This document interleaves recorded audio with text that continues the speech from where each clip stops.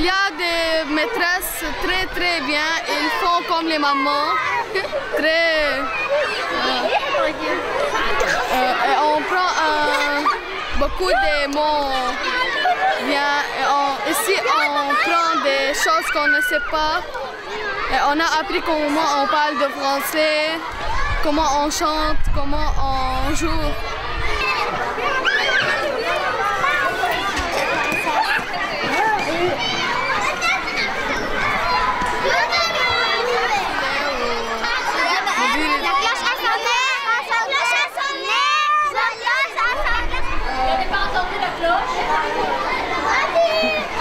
L'école est fondée depuis 1950 par les sœurs basiliennes chouérites, grecques melkites catholiques.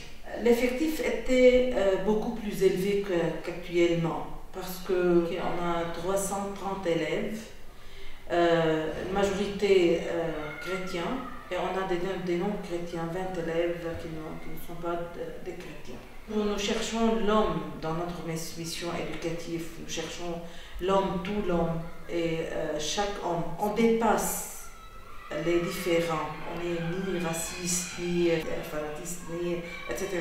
On travaille vraiment avec la personne, sans prendre en considération qu'il est chrétien ou non. Pas seulement les éduquer dans la lecture et l'écriture, mais on les éduque par exemple au respect, à non-violence, à la tolérance, aux citoyenneté, à partir des projets, des différents projets. On les éduque, on les forme pour demain, pour l'avenir, etc. Oui, bravo, On était en train de travailler la production écrite. Le sujet était, vous avez rencontré un enfant dont le comportement sort de l'ordinaire. Moi, je passe pour les aider s'ils ont besoin de quelque chose, de mots, une phrase qui ne va pas, je les aide. Et je ne corrige pas, j'utilise des codes.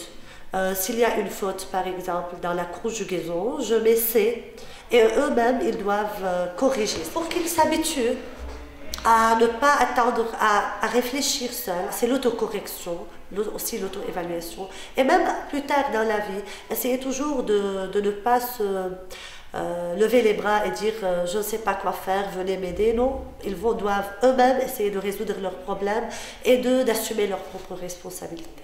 Toujours on discute ces sujets, l'autre, accepter l'autre différent. Parce que vous savez, surtout au Liban, c'est un thème très important et il faut qu'on habitue les ados à accepter l'autre différent.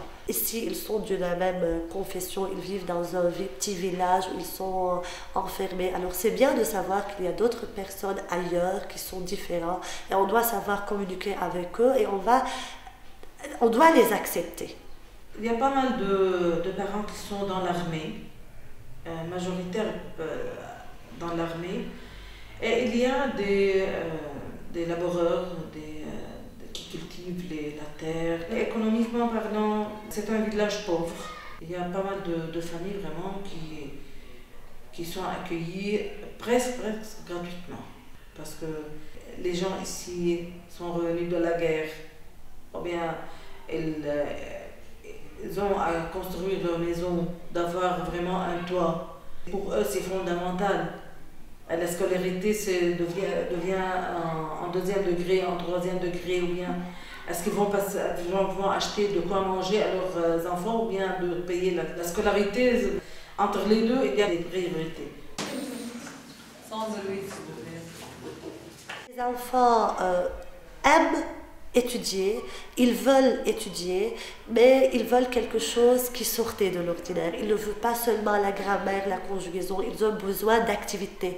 Il y a un grand besoin, parce que dans le village-là, il n'y a pas de club sportif, ils ne font pas de théâtre, pas beaucoup d'activités. Alors ils ont besoin de faire quelque chose, parce qu'ils ont beaucoup de l'énergie, ils ont beaucoup d'idées, ils ont beaucoup d'imagination, mais il n'y a pas le lieu convenable pour faire sortir ce qu'ils veulent ou pour exploiter cette énergie-là.